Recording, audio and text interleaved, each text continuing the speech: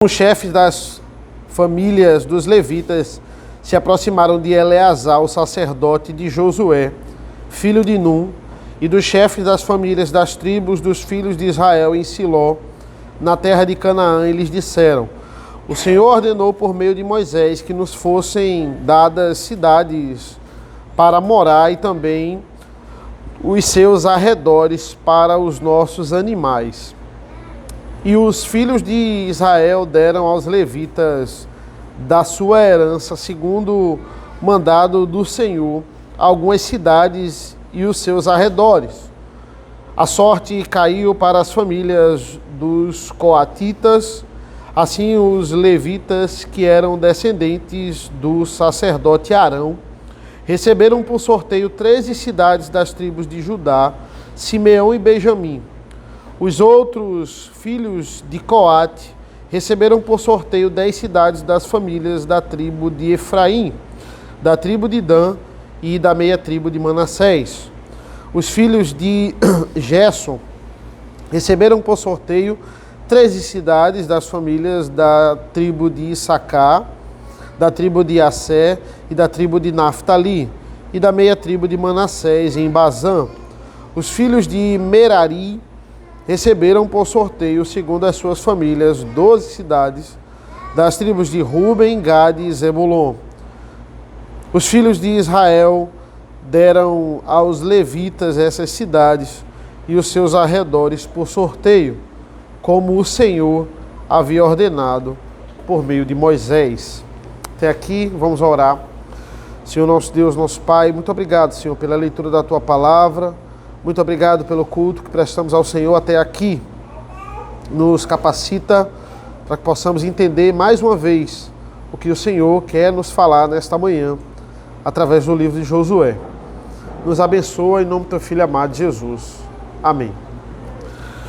Temos aqui, irmãos, um bloco aqui, que é um bloco à parte, que ele fala sobre, primeiramente nós vimos no domingo passado sobre as cidades de refúgio, e agora nós vamos falar sobre as cidades levitas, o que é designado aqui.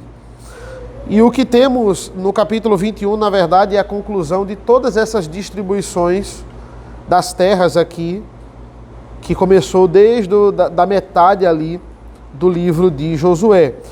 E isso mostra no último versículo desse capítulo, versículo 45, nós temos a conclusão, o fechamento, né? O versículo 45, o último versículo desse capítulo vai dizer assim: nenhuma promessa falhou de todas as boas palavras que o Senhor havia falado à casa de Israel, tudo se cumpriu. Tudo se cumpriu. E os levitas, eles são os últimos aqui, não é à toa que eles são os últimos. Eles são os últimos por causa da representação peregrina aqui na terra de Israel. Eles são os peregrinos da terra, porque a gente vai ver que até mesmo eles possuindo a terra não é eles não possuem verdadeiramente, no sentido de que é dita que a terra pertence ao Senhor. Olha, essa é uma herança do Senhor. E o que nós temos aqui no capítulo 21 vai nos ajudar a entendermos quem são os levitas e qual é a função deles no meio de Israel. Hoje em dia, em algumas igrejas, os músicos são chamados de levitas, né? Ah, você é um levita, você faz parte do grupo de louvor, você toca muito bem, então você é um levita. E a gente vai entender que o levita não era apenas um músico. Isso era uma das funções do levita. A gente vai ver a grande importância do levita dentro deste contexto aqui específico de Israel. E a distribuição, né, da terra aqui que Deus faz, ele tem muito a nos ensinar, já nos ensinou nas semanas passadas e certamente vai nos ensinar agora. Como nós sabemos, e os outros versículos eles deixaram bem claro para a gente, como ele repete isso aí até chegar no capítulo 21, a tribo de Levi, ela não recebe herança como as outras tribos. Ele repete isso várias vezes, faz questão disso. Pelo contrário, os levitas, eles vão ser distribuídos entre as outras tribos. Eles são distribuídos ali em cidades estratégicas aqui, essa é a ideia. Cidades dentro das tribos espalhadas e 6 dessas cidades também eram cidades de refúgio. Essa é a ideia. Das 48 cidades desse relatório que a gente vê mais geral aqui, dos versículos de 1 a 8, 6 dessas cidades eram cidades de refúgio. Versículo 4 vai dizer assim: a sorte saiu para as famílias dos coatitas, assim os levitas que eram descendentes do sacerdote Arão receberam por sorteio 13 cidades das tribos de Judá, Simeão e Benjamim. Os coatitas são a família de levitas e eles receberam cidades dessas tribos. Cada um recebe cidade que é distribuída aqui, né? Eles são descendentes de Arão, né? Os coatitas são descendentes aqui diretos de Arão. Nos versículos de 1 a 3 a gente tem a razão pela qual eles recebem essa cidade, porque isso foi prometido para eles, segundo Moisés. Dos versículos de 4 a 8 a gente tem esse relatório, essa distribuição mais geral, que foi o que a gente leu. Dos versículos 9 a 42, nós temos a lista, o relatório de cada cidade recebida aqui para os levitas. E dos versículos 43 a 45 aqui, nós temos a conclusão, não apenas desse capítulo, mas desse bloco da distribuição das terras. Temos aqui, irmãos, os peregrinos de Deus. E peregrino é aquele que anda pela terra, como eu disse, sem possuir a terra e abençoando a terra. Onde eles passavam, a terra era abençoada. Mas com que base eles vão possuir a terra? Com que autoridade eles vão buscar isso? Né? E a gente já vê que esse aqui é um refrão quando as pessoas elas se aproximam de Eleazar e se aproximam de Josué. Elas vão possuir a terra com base nas promessas de Deus. Assim como Caleb exigiu a terra, assim como as filhas de Zelofeade exigiram a terra. O que é que eles têm em comum? Eles dizem a mesma frase: olha, lembra do que o Senhor ordenou por meio de Moisés, Josué, que nós teríamos essas terras. A terra foi prometida pelo Senhor. O Senhor prometeu por meio de Moisés que nós teríamos uma terra para morarmos e para cuidarmos dos nossos animais, para nos sustentarmos. E olha que padrão maravilhoso, irmãos. Nós temos aqui, é como se fosse a tríade aqui, não é? É Caleb, as filhas de Zelofeade, os levitas. Eles pedem o que Deus ordenou a eles. Eles pedem o que é prometido. E aqui é como a oração, irmãos. Ela deve ser forjada. A nossa oração, ela tem que ter base na palavra de Deus. O que é que nós pedimos? Nós pedimos o que nos foi prometido. Nós pedimos o que é garantido na revelação de Deus. Por isso que não tem sentido, eu oro, mas eu não leio a palavra. Como eu vou aprender a orar? Como eu vou aprender a me achegar diante de Deus se eu não medito nas Escrituras? Como é que isso vai ser possível? Não tem como. Quanto mais nós lemos a palavra de Deus e nós nos adentramos na revelação de Deus, mais a gente sabe como se achegar a Deus, sabe como falar com Deus, sabe o que pedir, qual a base para pedir as coisas a Deus. O que eu devo pedir? Aquilo que Ele me prometeu, aquilo que Ele me ordenou fazer, tanto em forma de promessa, como tem na sua palavra, como em forma de mandamento. Se Ele me ordenou ser santo, eu posso pedir todos os dias para que eu seja cada vez mais santo. Se Ele prometeu que Cristo me entregaria para o Pai como a noiva sem mancha, sem mácula, sem pecado, eu posso pedir para ser santificado por Deus, segundo as suas promessas. Os levitas são um exemplo para nós. Caleb é um exemplo para nós. Qual é o resultado da nossa frustração, irmãos? É quando a gente pede o que Deus não prometeu. É quando a gente pede muito mais daquilo que Ele ordenou. A gente sempre quer mais, a gente nunca está satisfeito e Deus não dá para o nosso bem. E aí nós nos frustramos. Frequentemente essa frustração pecaminosa, ela invade o nosso coração. Calvino, comentando sobre esse bloco em si aqui, ele vai dizer assim: Deus prescreveu uma forma pela qual nos ensina a orar e colocou sobre a mesa tudo o que Ele nos permite pedir dessa bondade e dessa misericórdia procedentes do Pai. Nós recebemos grande fruto de consolação, porque nós sabemos que o que estamos pedindo não é absurdo, não é estranho, não é sem sentido, nada sem sentido, fecha aspas.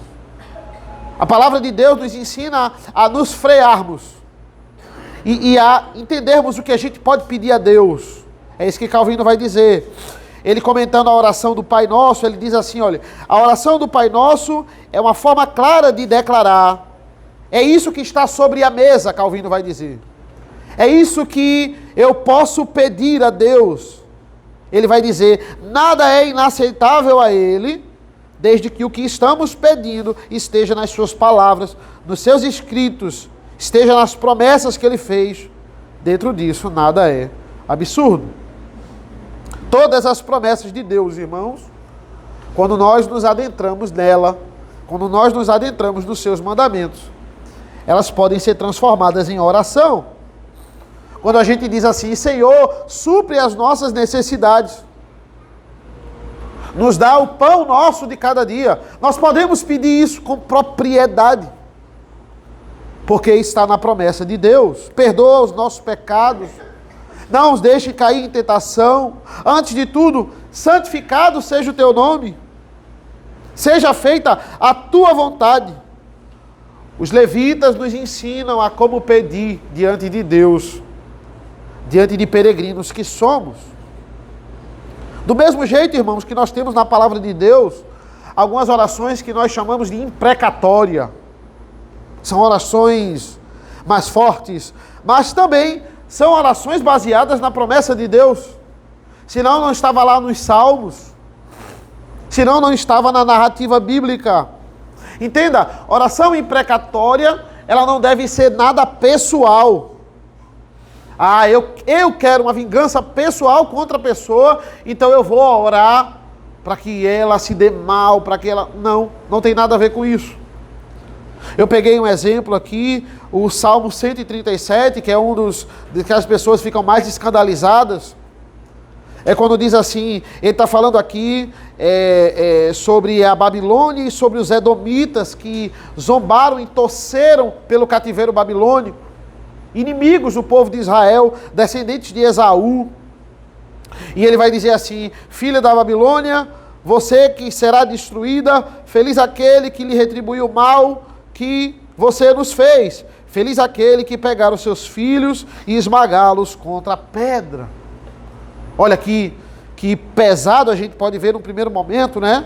Aqui é uma oração imprecatória contra os filhos de Edom.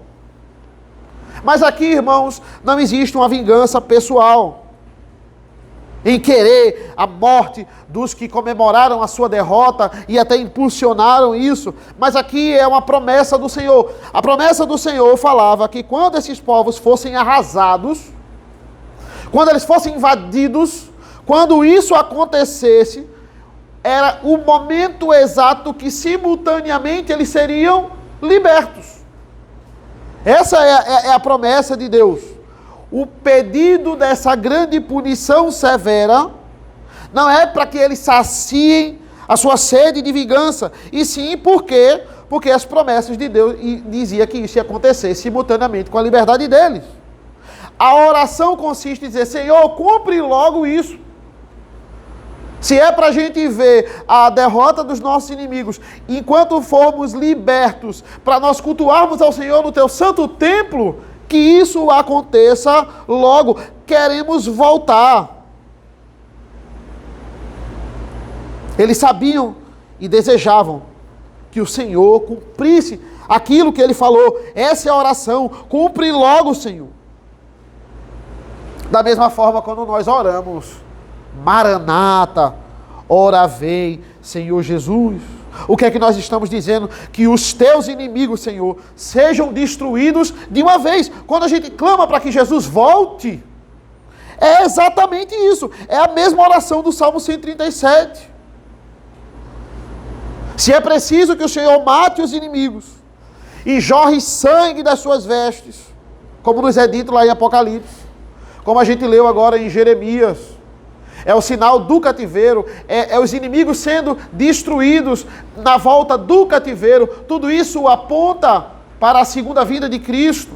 Olha, se é preciso isso, então que aconteça logo, Senhor.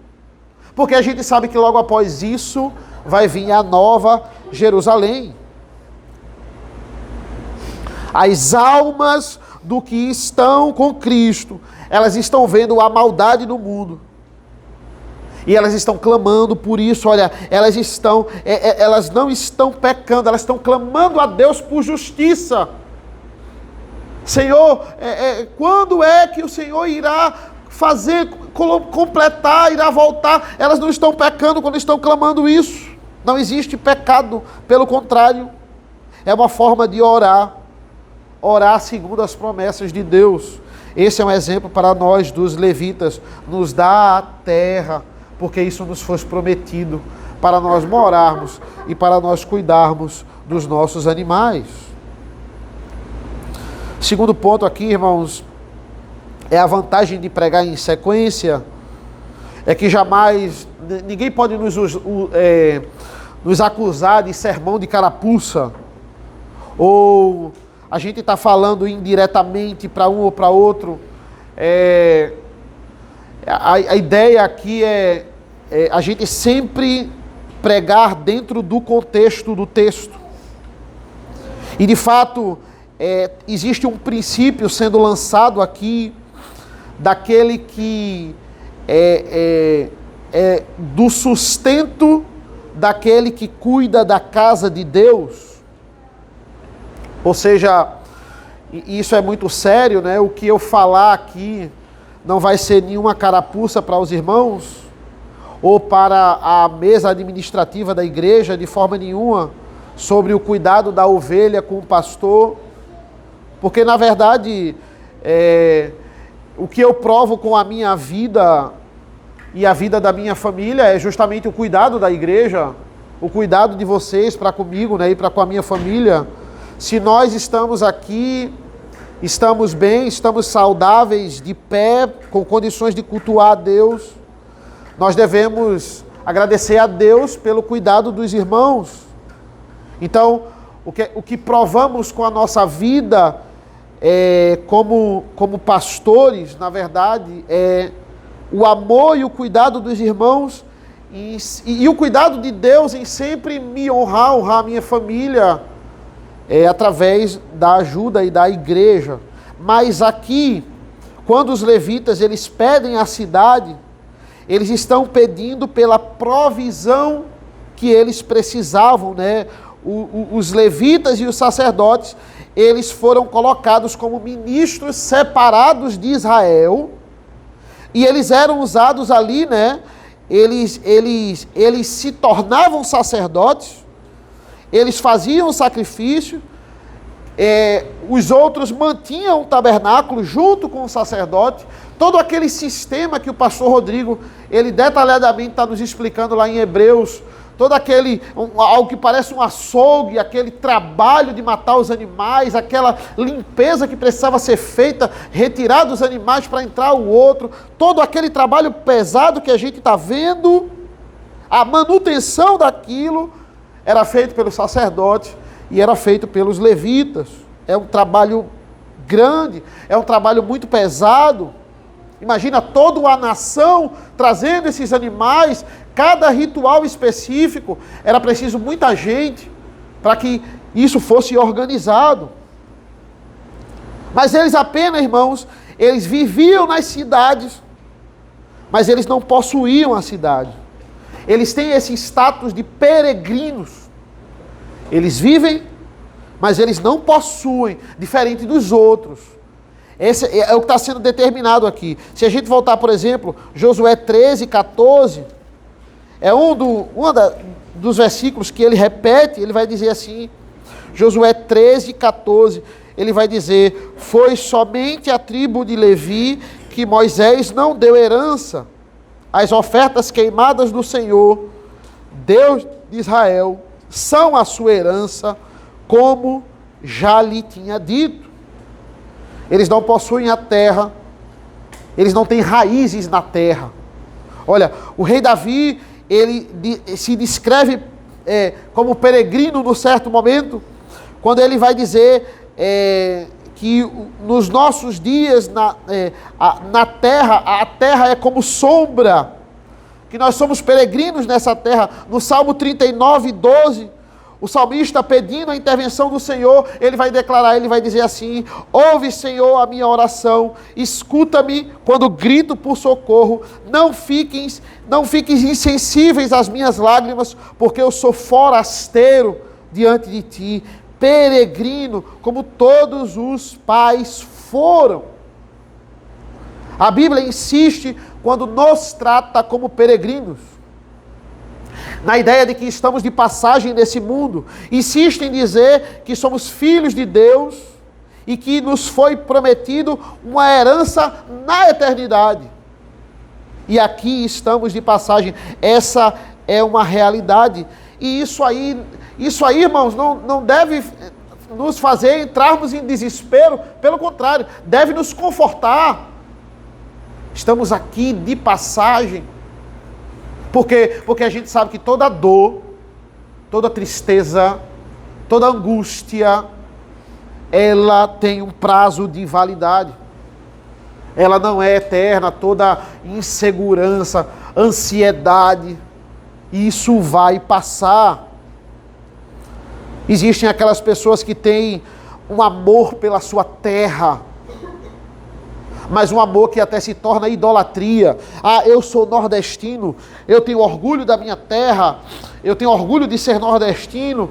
Tudo bem, não existe problema em você ter orgulho de ser brasileiro, ter orgulho de morar nessa terra. Ah, eu tenho orgulho de ser carioca, mas o problema é você se achar melhor do que os outros porque você é nordestino, porque você é carioca, e você tem aquele amor, aquele apego, a ponto de se tornar um nacionalista, digamos assim, a ponto de você dizer: não, realmente, quem nasce aqui é melhor mesmo, é intelectualmente melhor, é mais santo, é mais crente. Não, aqui é muito elevado. Você torna a sua igreja, talvez, você torna o seu território um ídolo. Você idolatra o território, você idolatra a terra. Isso vai acontecer, a gente está vendo em Juízes, como isso vai acontecer dentre as tribos. Elas vão começar a se achar uma melhor do que a outra. Efraim vai começar a se achar indispensável e vai querer punir aqueles que não convidam ela para a guerra, por exemplo. Mas por que os levitas foram chamados, irmãos? Para que eles foram chamados, separados das demais tribos, né? Porque cada tribo recebeu os levitas.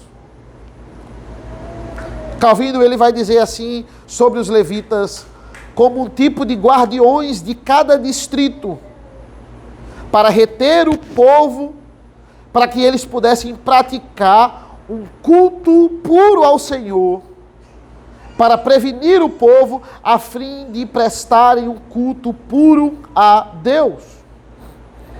Para que eles fossem uma influência santa, irmãos, no meio do povo. E isso não teria um efeito tão impactante se eles ficassem isolados numa tribo, num local só. Não dava para fazer esse trabalho com todo Israel se eles ficassem ali no seu território. Por quê? Porque o levita, ele ensinava em todo lugar para preservar a natureza dos ritos e da ordenança de Deus. É isso que Calvino vai dizer. Quando eles atravessam o Rio Jordão, o tabernáculo, ele se localiza ali em Gilgal, depois ele é mandado para Siló, como a gente já viu lá em Josué 18. Siló vai ser o local de adoração do tabernáculo, por quase 300 anos ele vai ficar em Siló, ele vai ficar bastante tempo lá. Siló estava localizado na região montanhosa de Efraim, ao norte, né, da tribo ali de Benjamim. E quando Siló é destruída, eles mudam para Nob, no próprio território ainda de Benjamim, e depois ela é roubada pelos filisteus. A gente sabe aquele episódio que ele é roubado pelos filisteus, fica um tempo em Gate, na cidade deles, até Deus assolar eles com grandes pragas, e aí eles vão recuperar essa estrutura. Existiam os levitas que trabalhavam, como eu disse, diretamente no tabernáculo, juntos aos sacerdotes, na manutenção dele. Tinha muita coisa para fazer, como eu disse. E tinha os outros que eram escalados para várias outras tarefas, nas várias outras cidades. Nas cidades que estavam perto do tabernáculo, eles eram escalados para cuidar do tabernáculo. Outros podiam ser escalados de longe também. Mas se eles não fossem escalados, eles tinham muitas coisas para fazer nas cidades dele, como a instrução espiritual de Israel. Eles eram a instrução espiritual de Israel. Eles eram os professores, eles eram os instrutores, eles eram aqueles que guiavam Israel no caminho espiritual. Estrategicamente, eles estavam espalhados.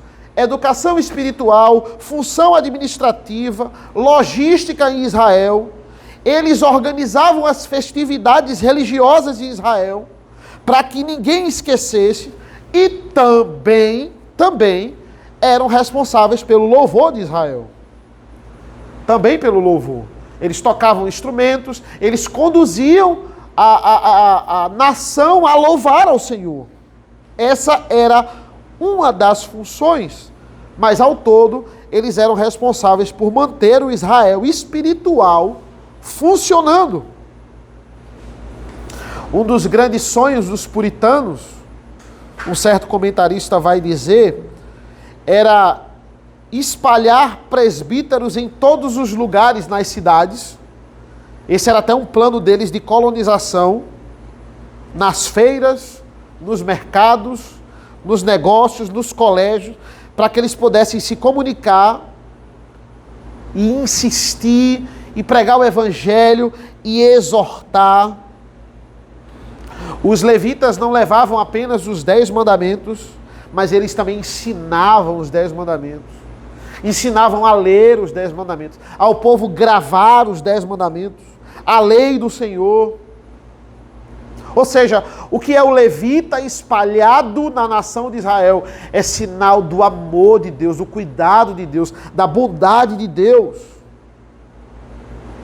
Quão triste é chegar no local e você dizer assim, poxa, aqui não tem nenhuma igreja. Aqui ninguém prega a palavra de Deus. É de fato uma maldição para a cidade isso. Um lugar onde Pouquíssimas pessoas são cristãs, tem uma igreja ali no raio de várias pessoas. Isso é triste. Deus não deixa isso acontecer na nação de Israel e ele vai usar os levitas.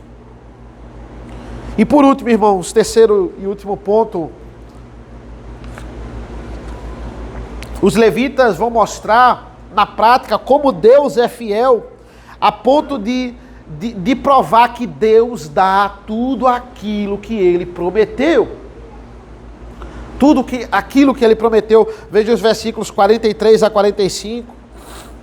Dessa maneira o Senhor deu a Israel toda a terra que, sobre juramento, havia prometido dar a seus pais. Eles tomaram posse dela e habitaram nela. O Senhor lhes deu repouso ao redor, segundo tudo o que havia jurado a seus pais. Nenhum de todos os seus inimigos resistiu diante deles. A todos eles o Senhor entregou nas mãos dos filhos de Israel. Nenhuma promessa falhou de todas as boas palavras que o Senhor lhe havia falado à casa de Israel. Tudo se cumpriu. Tudo o que ele prometeu. Tudo o que nós pedimos segundo as suas promessas, ele vai cumprir. E a gente sabe, irmãos, a gente está vendo aqui na narrativa que a terra aqui, ela não foi conquistada a 100%. Os inimigos não saíram daqui, eles ainda precisavam tirar, e o grande problema é que eles não tiram. A gente sabe disso. Mas o que foi prometido, que eles iriam adentrar e que eles iriam possuir, e que eles eram agora as autoridades sobre essa terra, isso Deus está selando aqui nesses versículos. Se cumpriu. 2 Samuel 7. Isso vai prolongar, vão ter altos e baixos, mas 2 Samuel 7, no versículo 1 vai dizer assim: e aconteceu que quando o rei Davi já morava no seu palácio, pois o Senhor lhe tinha dado descanso de todos os inimigos ao redor. O Senhor deu repouso ao redor. E a gente sabe que os componentes da promessa vão muito além de componentes geográficos. Aqui não é só paz no território geográfico. Aqui o repouso é muito mais profundo, é você usufruir da promessa de Deus. Aqui é Cristo destruiu todos os nossos inimigos.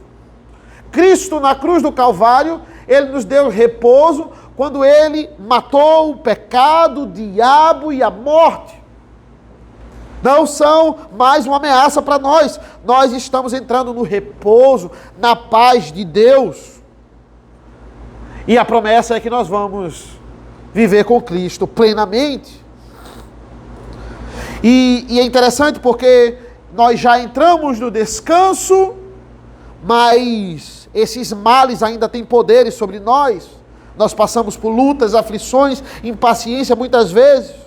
E podemos pensar, poxa, como todos os nossos inimigos foram destruídos, se ainda existem dilemas, guerras no nosso coração. Essa é a hora de nós baixarmos as nossas armas, baixarmos os nossos punhos e confiarmos nas promessas de Deus. Viver segundo o que Deus nos ordenou e pedindo aquilo que Ele nos prometeu. Viver segundo o que Deus nos ordenou e pedindo somente aquilo que Ele nos prometeu. Esse prometeu não é aquilo que o falso profeta chega para você e diz assim: eu tenho algo para você. Deus te disse uma coisa específica. Não.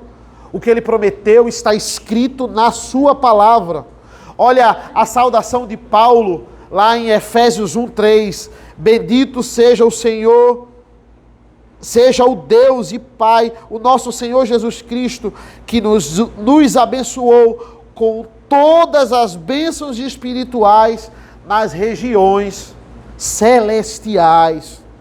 Ele já nos abençoou com todas as bênçãos espirituais nas regiões celestiais, mesmo ainda sem desfrutarmos de todas elas. Ouça o que Deus lhe prometeu, foque no que Ele lhe prometeu, peça o que Ele lhe prometeu, contemple a realização das suas promessas. O que Ele disse a Abraão aconteceu aqui. O que Ele prometeu a Moisés está se concretizando agora. O que Ele prometeu a Josué, ainda vivo, está se concretizando com ele ainda vivo. Caleb recebeu o que foi prometido. Nós veremos com os nossos olhos o nosso Deus. Nós veremos a Deus, olha a promessa, nós veremos a Deus como Ele é. 1 João 3 vai dizer: sabemos que quando Ele se manifestar, seremos semelhantes a Ele, porque haveremos de vê-lo como Ele é. Nós veremos face a face. Deus, Ele cumpre as suas promessas. E nós devemos focar nelas. Para concluir, irmãos, eu tenho duas rápidas aplicações. A primeira é rápida, a segunda é mais ou menos. Mas são duas. A primeira, irmãos, é que para suprir as necessidades espirituais de Israel, os levitas precisavam suprir as suas necessidades terrenas. É justamente isso que ele pede. Eles precisavam de moradia, pasto para manter os seus animais. Eles estavam pedindo isso, pois o Senhor havia prometido a eles. Nada fora do comum. E sabemos que existem pastores, existem evangelistas, e alguns que se dizem cooperadores do Evangelho, que eles estão no ministério por lucro. Eles fazem do ministério um lugar para ganhar dinheiro. Eles não são dirigidos por Deus, eles são dirigidos por mamon, pelo dinheiro, não pelo Evangelho, não pelo poder da graça de Deus. E existem igrejas também que não cuidam dos seus pastores, que não cuidam das necessidades familiares dos seus pastores. Olha, tendo a sensibilidade que o pastor precisa de um plano de saúde, que o pastor precisa de uma aposentadoria, que o pastor precisa, como todos, educar os seus filhos. E muitas igrejas, tendo condições, não fazem isso. Tem igrejas que têm a visão assim: olha, o pastor tem que sofrer mesmo, para ele amadurecer, ele precisa sofrer. O pastor a gente tem que ver assim, uma vida de dificuldade do pastor, e ver como ele vence essas coisas, é fundamental. O pastor, ele não pode ter tudo, para ele não se ensoberbecer, para ele não ficar ostentando na igreja. Tem conselhos, tem igrejas que pensam dessa forma, acreditem. Irmãos, é claro que o pastor pode passar por dificuldades. Em algumas circunstâncias ele irá passar por dificuldades, como todos nós. Mas o que a gente não pode focar é na dificuldade. Tem vezes que é uma realidade, não tem como a gente fugir disso, e não é uma reclamação. Nós precisamos manter trabalhos paralelos em nossa carreira ministerial. Mas o fato é que um verdadeiro pastor, ele não abre mão do seu ministério. Ele não abre mão daquilo que Deus chamou para ele fazer. Mas o mercenário, ele não suporta. Ele abandona a igreja. Ele acha que uma vida de sustento é o essencial, e uma vida de regalias ali é o essencial. E se existir alguma coisinha melhor, ele sai, ele abandona o ministério. O que acontece com os levitas é o que Paulo nos ensina. Eu queria pedir para os irmãos abrirem em 1 Coríntios, capítulo 9, por favor. Olha o que diz a palavra do Senhor, quando Paulo fala sobre o ministério. 1 Coríntios 9, de 1 a 7. Por favor.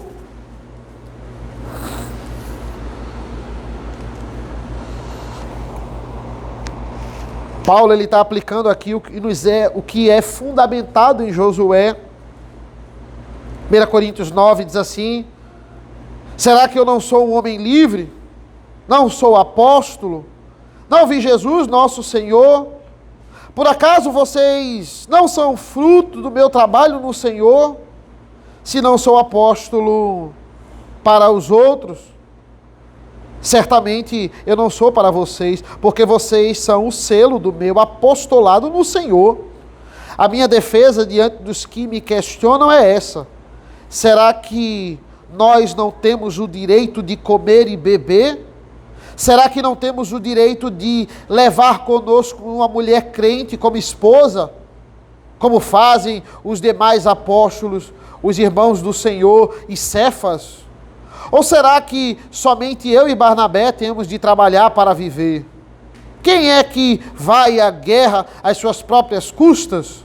Quem planta uma vinha e não come do seu fruto? Ou quem apacenta um rebanho e não se alimenta do leite do rebanho?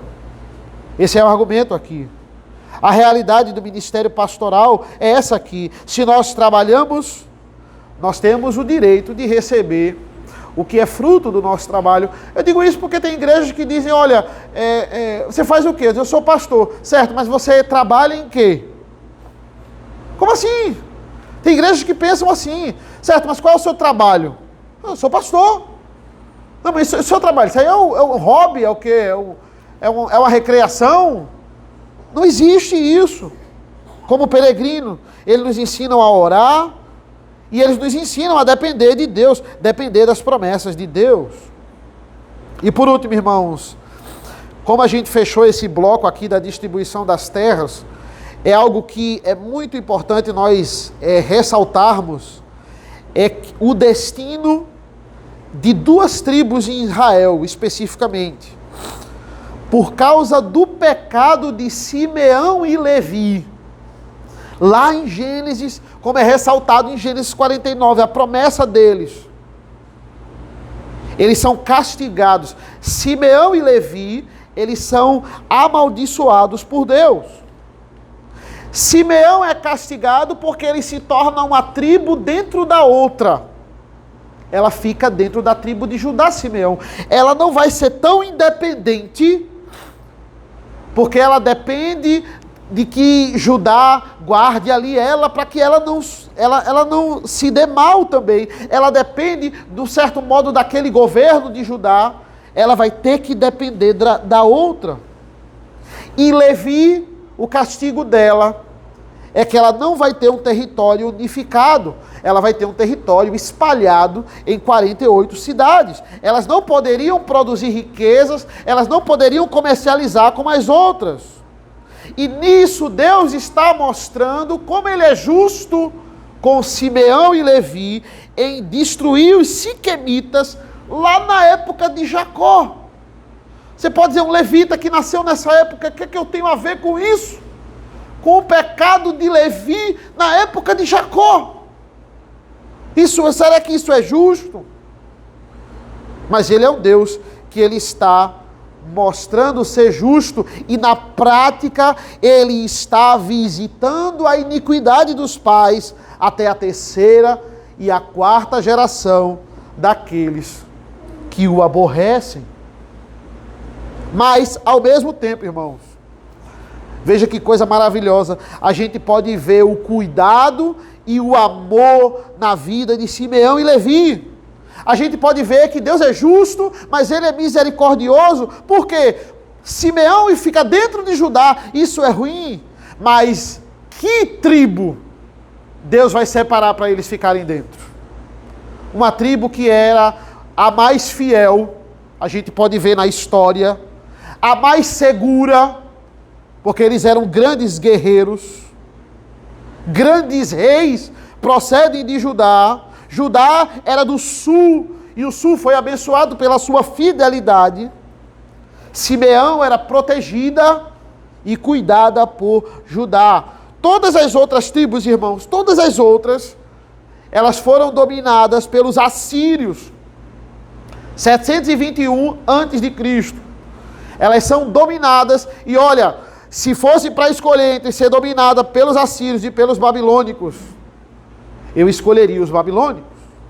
Se nós pesquisarmos um pouco sobre o que os assírios fizeram, e só em 587, olha, bem mais de 100 anos depois, é que eles vão ser, é que as tribos do sul, elas vão ser dominadas pelos babilônicos. E elas vão ficar, como nós sabemos, 70 anos em cativeiro. Nada comparado ao que as tribos do norte sofreram. Deus é justo e Deus é misericordioso. Em seguida nós temos Levi. Qual é o castigo? Não vai ter um território próprio.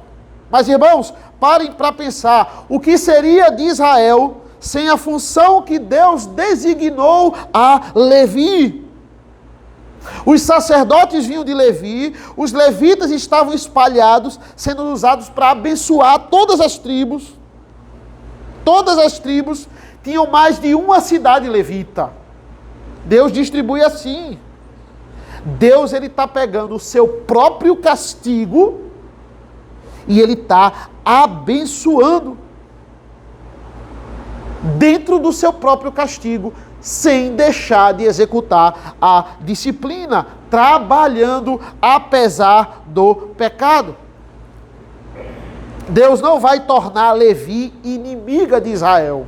Você está amaldiçoada, você agora é inimiga, igual aos descendentes de Esaú, por exemplo, os edomitas. Não. Levi é disciplinada, mas Levi é salva. E mesmo na justiça, você vai servir ao rei. Você, pelo contrário, você vai estar mais presente do que nunca. Moisés era levita. Hebreus 11 vai dizer que ele recusou ser chamado filho da filha de Faraó, preferindo ser maltratado junto com o povo de Deus, a usufruir prazeres transitórios do pecado. Ele guiou o povo no deserto, levita. Arão era levita, sumo sacerdote de Israel. 1 Crônicas 23:13 vai dizer assim: os filhos de Arão foram Arão e Moisés. Arão foi separado para servir no Santo dos Santos, ele e os seus filhos para sempre, e para queimar incenso diante do Senhor, para o servir e para dar a bênção em seu nome para sempre. Finéias era levita. Finéias serviu Israel por 19 anos, foi o terceiro sumo sacerdote elogiado pelo Senhor por causa do seu zelo. Eli era levita, serviu Israel como juiz 40 anos. João Batista era levita. Isabel estava na linha de descendência dos filhos de Arão. Todo esse juízo de Deus sobre Levi, o próprio Deus o fez, transformando em bênção. E por que isso é um incentivo para nós, irmãos? O juízo de Deus para o salvo, entenda isso, o juízo de Deus para o salvo, ele transforma-se em bênção, porque o juízo de Deus sobre nós não visa a nossa perdição, ela visa a nossa restauração. Esse é o caso do juízo de Deus aqui, e é bom. O juízo de Deus para nós, quando nós nos distanciamos, é bom para nós voltarmos. Ele nos traz através da disciplina para perto dele novamente. A disciplina não visa a exclusão, irmãos. A disciplina, ela visa o amor e a restauração. Veja, existem casos, pense como o povo de Levi daquela época e o povo de Simeão, casos que você nasceu e você herdou o pecado dos seus pais. Você herdou aquela maldição ali. Por que eu não nasci em Efraim? Por que eu não nasci em Judá? Por que eu sou da família levita? Por que eu sou de Simeão? Irmãos, isso pode acontecer de tantas formas com a gente. Isso pode acontecer de forma interna, por exemplo, você herdou o temperamento do seu pai. Você, por causa da criação ali, herdou aquela personalidade difícil. Você pode herdar de forma externa as dívidas dos seus antepassados. Você pode herdar a má reputação da sua família. Você pode herdar. Gente que herda o racismo, porque seus antepassados foram escravizados. Será que isso é justo? Ser tratado de forma inferior pela cor da pele?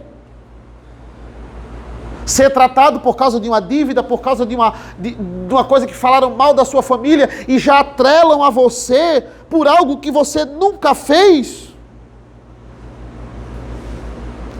Mas de uma coisa, irmãos, nós somos culpados. Nós temos que entender isso. Nós herdamos o pecado dos nossos pais. Antes do nosso primeiro ato de pecado em vida, nós já somos caídos porque herdamos dos nossos pais. Os nossos pais herdaram dos avós, que herdaram dos bisavós, que herdaram de Adão e Eva. Mas mesmo herdando essa dívida, o temperamento, ou a má reputação, o pecado, apesar dele, Deus trabalha em nossas vidas. Por isso que nunca, jamais será por mérito.